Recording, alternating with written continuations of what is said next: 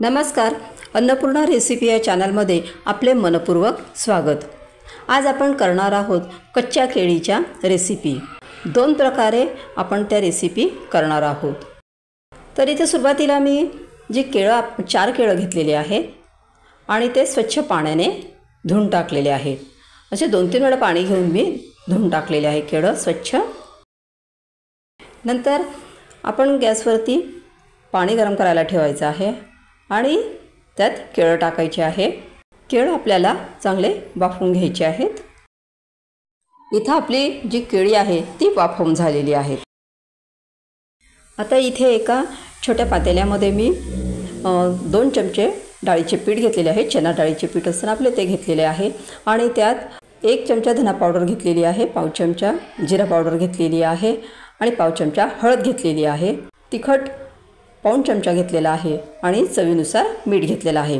आता हे सर्व मिश्रण आपल्याला चांगले मिक्स करून घ्यायचे आहे। जसं आपण भज्यांचं पीठ भिजवतो तसं आपल्याला ते करायचं आहे, पण जास्त आपल्याला पाणी करायचं नाही आहे, तर ते पेस्ट घट्टच राहू द्यायची आपल्याला। आता दुसऱ्या साईडला मी इथे जे केळं आपले वाफवलेले त्याच्या वरचे साल काढून घेत आहे। केळाचे वरचे साल आपल्याला काढून घ्यायचे आहे। आता इथे जी सुरुवातीला मी रेसिपी घेत आहे त्यासाठी मी फक्त 2च केळांचा वापर करणार आहे। आता इथे आपले केळाचे साल काढून झालेले आहेत आणि आता त्याचे आपण काप करून घेऊ। आपण बनाना चिप्स जसे आणतो बाहेरून तसे बनाना चिप्स सारखेच आपल्याला काप तयार करून घ्यायचे आहेत। इथे तुम्ही बघू शकता की मी अशा पद्धतीने काप करत आहे। चप्पट असे काप आपल्याला करून घ्यायचे आहे। घरी देखील तुम्ही बनाना चिप्स कसे तयार करू शकता याचा व्हिडिओ देखील मी चॅनलवरती अपलोड केलेला आहे, तो तुम्ही बघू शकतात। आता इथे तुम्ही बघू शकता की मी सर्व केळाचे काप करून घेत आहे।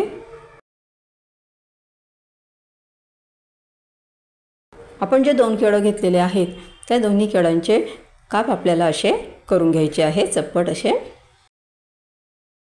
आता अशा पद्धतीने आपले काप तयार झालेले आहेत। आता गॅसवरती दुसऱ्या साईडला मी कढई ठेवलेली आहे आणि त्यात तेल गरम करायला ठेवलेले आहे।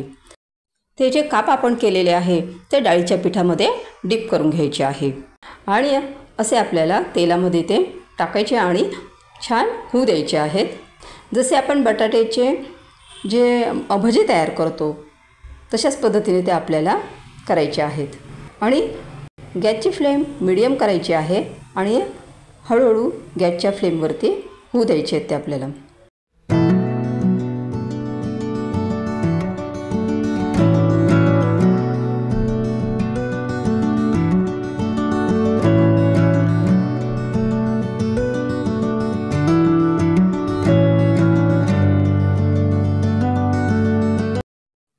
आता इथे तुम्ही बघू शकता की आपले सर्व जे केळाचे काप होते ते तळून झालेले आहेत छान आणि चवीलाही हे खूप छान लागतात। तुम्ही करून बघा, निश्चितच खूप छान लागतात। आता इथे जे दुसरे केळं होते, आपण 4 केळं घेतलेले होते, 2 केळं आपण सुरुवातीला वापरलेले आहेत रेसिपीसाठी। आता नंतरच्या दुसऱ्या रेसिपीसाठी आपण ते दुसरे 2 केळं वापरून घेऊया। त्याचे पण वरचे साल आपल्याला असे काढून घ्यायचे आहे। आता त्याचे आपण बनाना साईजचे जे काप होते तसे केलेले आहे, पण अजून त्याचे 4 भाग आपण करून घेऊया।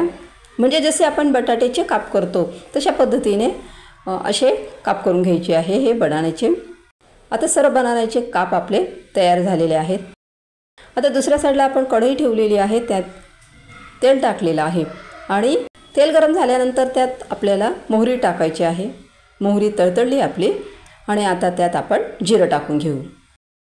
जिराही तळतळल्यानंतर आपल्याला त्यात अर्धा चमचा आपल्याला धना पावडर टाकायची आहे आणि पाव चमचा हळद टाकायची आहे आणि 1 चमचा मी तिखट टाकलेले आहे।